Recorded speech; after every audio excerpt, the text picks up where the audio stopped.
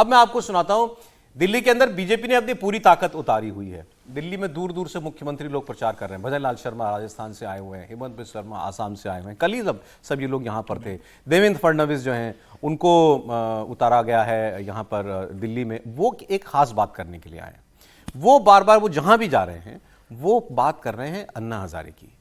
वो कह रहे हैं मैं महाराष्ट्र से आता हूँ, मैं अन्ना हजारे को अच्छी तरह जानता हूँ और अन्ना हजारे मुझे केजरीवाल की हकीकत बता चुके हैं। वो मुझे खुलकर कह चुके हैं कि अरविंद केजरीवाल के सामने उनकी किसी बात पर भरोसा मत करना। अरविंद केजरीवाल के दिमाग में अब पैसा घुस गया है। और फिर अन्ना हजारे ने जो बात उनको बताई थी, अन्ना हजारे ने खुद माइक पर आकर खुद भी बता दी। तो मैं दोनों बातें आपको सुनवा रहा हूं, देवेंद्र फडणवीस और अन्ना हजारे। जिस प्रकार से केजरीवाल जी ने राजनीति की है, न जाने कहां कहां घर बसा लेते हैं लोग, एक चेहरे पर कई चेहरे लगा लेते हैं लोग। ये केजरीवाल है। और केजरीवाल क्या है अगर पूछना है तो मैं तो महाराष्ट्र से आता हूं, अन्ना हजारे जी से मेरा बहुत संबंध है, मैं भी उनको मिलकर आ रहा हूं। मैं नहीं कहता, अन्ना हजारे जी कहते हैं कि दुनिया का सबसे बेईमान आदमी अगर कोई है तो वो अरविंद केजरीवाल है। ये अन्ना हजारे जी कहते हैं। एक कार्यकर्ता के नाते मेरे साथ आ गया। मैं हमेशा उसको कहते गया, हमेशा जीवन में आचार शुद्ध रखना, विचार शुद्ध रखना, जीवन निष्कलंक रखना, जीवन में थोड़ा त्याग करना और हमेशा सच्चाई के मार्ग से चलते रहो। ये हमेशा मैं पढ़ाते गया। तब हमारे साथ किरण बेदी वगैरह सब थे। तो किरण बेदी ने ये जो मैं बोलता था, उन्होंने कहा कि अन्ना के पाठशाला शुरू करो, अन्ना के पाठशाला, और पाठशाला में ये पढ़ाओ।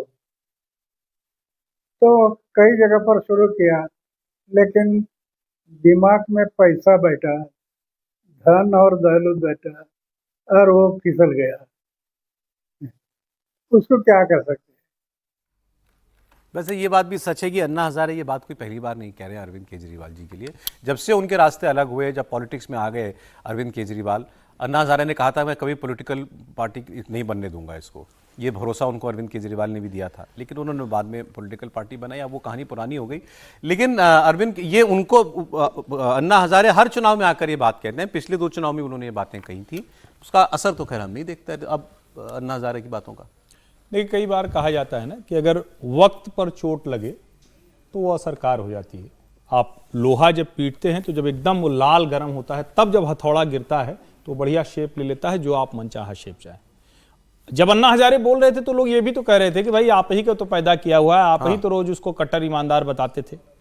अन्ना हजारे जो कह रहे हैं उसको समझना चाहिए। बात उनकी पुरानी हो गई है, लेकिन क्या एक नेता इतना भी नहीं बच सकता था कि वो इस तरह की बेईमानियां खुलेआम न करता? एकदम मतलब जनता क्या दूध में पड़ी मक्खी निगल ले।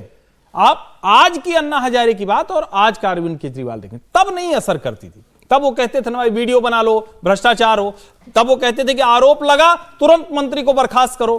तब वो कहते थे हमारी पार्टी का भी होगा तो उसको छोड़ेंगे नहीं, मनीष सिसोदिया, अरविंद केजरीवाल सबको जेल डालेंगे, सबको जेल जाना चाहिए। आज वो क्या कर रहे हैं? आज नीली वैगनार कोई खोज रहा है, कोई कह रहा है भैया 3 बेडरूम वाला फ्लैट कहां गया, कोई कह रहा है भाई कहां गए कपड़े, कहां गया मफलर, चला गया अरविंद केजरीवाल जी का। तो अलग अलग तरह। अब अन्ना हजारे की बात लोगों को समझ में आई और मुझे लगता है कि जो राजनीति बदलने की बात कर रहे थे वो खुद कितना बदल गए हैं। और मुझे तो सचमुच कभी लगता है जरूरत क्या थी इसकी।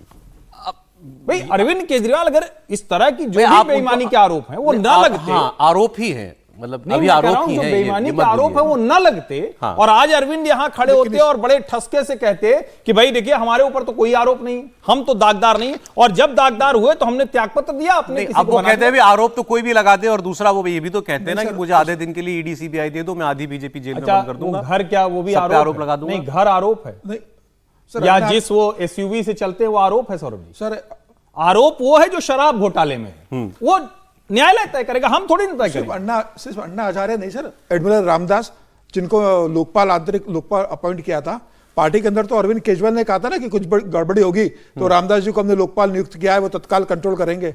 कहां भेज दिया रामदास जी को जब उन्होंने कहा कि पार्टी में गड़बड़ शुरू हो रही है, निकाल के बाहर कर दिया। वो 10 साल से अरविंद बताया तक नहीं था, चिट्ठी लिखी, फोन उठाना बंद कर दिया उनका। और आज 10 साल में अरविंद केजरीवाल ने क्या पार्टी के अंदर कोई आंतरिक लोकपाल रखा है क्या? एक भी लोकपाल नहीं है पार्टी के अंदर, तो वो तो कोई बाहर से अपॉइंट करने की जरूरत नहीं ना।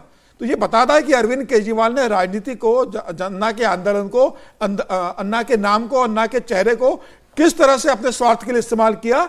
अब 10 साल के बाद जनता समझ गई है कि अन्ना आंदोलन को धोखा देकर जो अरविंद सर, मुझे लग रहा है मुझे अब इस चुनाव में, ठीक है अरविंद केजरीवाल की परिस्थिति 2015 और 20 वाली नहीं है, लेकिन मत भूलें ना कि पिछले 3 चुनाव में इसी दिल्ली की जनता ने भरोसा किया उस पर, और तब भी ये सारे लोग तब भी बोलते थे, ये लोग तब भी बोलते थे, एडमिरल रामदास, मयंक गांधी की बात में भी कुछ दिनों पहले, लेकिन तब शराब का घोटाला नहीं हुआ था, योगेंद्र यादव, तब कुमार शीश महल नहीं विश्वास बना सब बोलते थे, तब शराब का मामला नहीं था। हाँ, ये नया है कि आप इस वक्त आप एक्सपोज हो गए हो ना, तब आपने नहीं किया। वो नजदीक से जानते थे, दिल्ली की जनता दूर से जानती थी, अब दिल्ली की जनता भी नजदीक से जान रही है। फर्क होता है ना, कई लोग अपने घर के बच्चे के बारे में कहते हैं कि वो ठीक नहीं है, लेकिन मोहल्ले वाले उसको उधार देते रहते हैं। कई बार लोग कहते हैं, दोस्त कहता है कि न करो गड़बड़, लोग मान लेते हैं, जब भुगतते हैं तो उसके बाद करते हैं। सर, वो निदा फाजली साहब का एक शेर है कि हर आदमी में होते हैं 10-20 आदमी, जिस किसी को देखना हो तो कई बार देखना। अब निदा फाजली साहब को हम सुनते रहते हैं, लेकिन कभी इस्तेमाल तो करते नहीं कि जब देखना हो तो कई बार देखना। तो वो धीरे धीरे होता है कि कोई बातें आपके सामने आती हैं जो आपने प्रतिष्ठा बनाई है, उसको भी थोड़ा सा ख़त्म होने में, ह्रास होने में वक्त लगता है। लेकिन अन्ना हजारे जी पर भी सवाल करना चाहिए। सवाल आज अरविंद जी पर करते रहे। अन्ना जी ने ही तो अरविंद जी को एक तरह से सरकार दिलाई, लोकप्रियता दिलाई, आंदोलन में सब काम किया, मतलब सत्ता नहीं दिलाई, लेकिन एक बड़ा नेता के तौर पे उन्होंने बनाया। तो क्या जब भी इतने बड़े मामले हुए वो चुनाव के अलावा कभी आके खड़े होते हैं, अनशन कर लेते? अन्ना जी तो बहुत अनशन करने वाले लोग हैं। अरविंद केजरीवाल के खिलाफ अनशन किया क्या? आप सोचिए, आप इसका पॉलिटिकल एंगल से सोचिए कि अन्ना की मुलाकात किसने करवाई? अरविंद केजरीवाल। अरविंद केजरीवाल और अन्ना हजारे एक दूसरे को नहीं जानते थे। किसने मिलवाया? किरण बेदी ने। किरण बेदी उनको लेकर गई थी वहां पे मिलाने के लिए, अन्ना के यहाँ पर गांव पर, और वहां से उनकी मुलाकात हुई और उस आंदोलन को चलाया।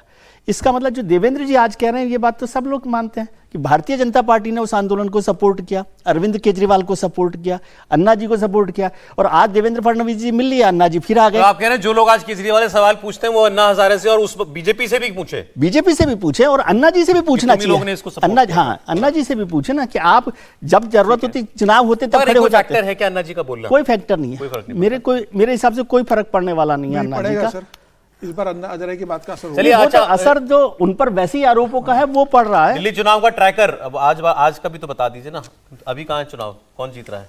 भारतीय जनता पार्टी सरकार बना रही है सर, पूर्ण बहुमत। सरकार पूर्ण बहुमत से बना रही है, बिल्कुल। आप कोई नो शक? नहीं, बिल्कुल आराम से भारतीय जनता पार्टी सरकार बना रही है। मुझे पहले दिन से लग रहा है, अब भी लग रहा है, आज भी, कि केजरीवाल जी, मतलब आम आदमी पार्टी स्लिप कर रही है। अब कितना कर रही है, नहीं कर रही है। बीजेपी आगे हुई केजरीवाल जी से नहीं इस वक्त दौड़ में?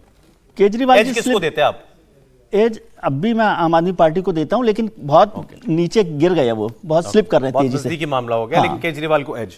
नहीं, मैं सर समझ, बहुत नीचे गिर गए, अब उठने की गुंजाइश नहीं। चुनाव कौन जीत रहा है? मैंने कहा तो बहुत नीचे गिर गए हैं, अब आम आदमी पार्टी को उठने की गुंजाइश नहीं है। बीजेपी सरकार पूर्ण बहुमत से बना रही है। भारतीय जनता पार्टी आज की तारीख में दिल्ली की नंबर 1 पार्टी है।